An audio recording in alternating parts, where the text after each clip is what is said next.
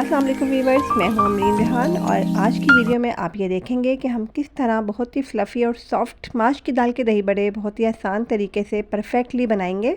और इसके साथ हम बनाएंगे इमली की एक बहुत ही मज़ेदार खट्टी मीठी चटनी। तो चलिए दही बड़े बनाना शुरू करते हैं। दही बड़े बनाने के लिए मैंने ली है 1 कप माश की दाल और इसको बहुत अच्छे से वॉश करके अभी हमें इसको साफ़ पानी में भिगो के रखना है। दाल या चावल को हमेशा धोने के बाद ही भिगो के रखना चाहिए और जितना ज़्यादा हम दाल को भिगो के रखेंगे उतनी ही अच्छी फुल्कियाँ बन के तैयार होंगी। तो ये देखिए दाल को भिगे हुए 2 घंटे हो चुके हैं।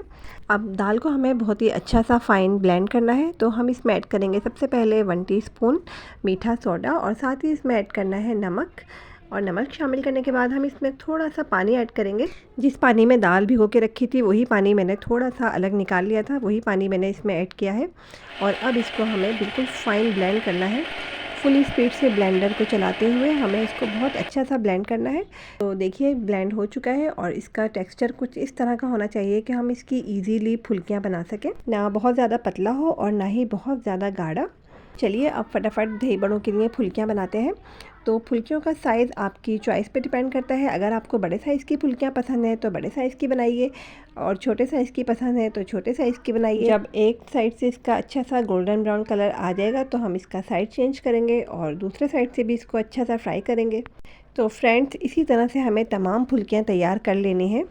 और फुल्कियाँ तैयार करने के बाद अगर आप चाहें तो इसको स्टोर भी कर सकते हैं किसी भी एयर टाइट जार में या फिर इस तरह के प्लास्टिक बैग में। इसको फ्रीज़ कीजिए, ये काफ़ी टाइम तक ख़राब नहीं होती है। बस अपनी ज़रूरत के मुताबिक आप इसको फ्रीज़र से निकाल कर यूज़ कर सकते हैं। पानी में डुबोइए फटाफट और मीठे या नमकीन जो भी दही बड़े आपको बनाने हैं आप इससे बनाइए।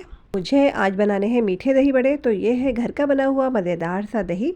तो इसमें मैं नमक और चीनी ऐड करूँगी और नमक और चीनी ऐड करने के बाद इसको बहुत अच्छा सा बीट करना है। और बीट करने के बाद इसमें हमें ऐड करना है बहुत ही थोड़ा सा पानी, क्योंकि अगर दही में पानी ज़्यादा हो जाता है तो दही बड़े बिल्कुल भी अच्छे नहीं बनते।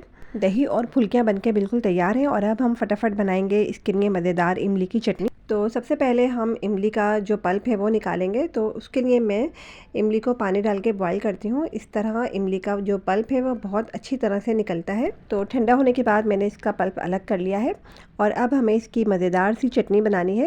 तो इमली के पल्प को मैंने पकने के लिए चूल्हे पे रख दिया है और जब इसमें बॉयल आ जाएगा तो हम इसमें 2 टेबल स्पून शुगर ऐड करेंगे।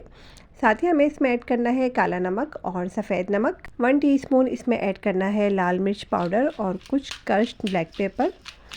और ये है इमली की चटनी का मेन इंग्रेडिएंट, इसे हम कहते हैं सौंठ या फिर ड्राई जिंजर पाउडर। इसका हाफ़ टी स्पून हमें इसमें ऐड करना है और बस इन सबको अच्छे से मिक्स करने के बाद हमें मीडियम टू हाई फ्लेम पर कुक करना है। इतना कुक करेंगे कि इसमें जो इमली का एक्स्ट्रा पानी है वो ड्राई हो जाए और ये कुछ लिक्विड फॉर्म में आ जाए। तो ये देखिए फ्रेंड्स, दही बड़ों के लिए इमली की मज़ेदार खट्टी मीठी चटनी बनके बिल्कुल तैयार है। फुल्कियों को मैंने पानी में भिगो के रख दिया था और अब हाथ से दबाते हुए इसका एक्स्ट्रा पानी हमें निकालना है।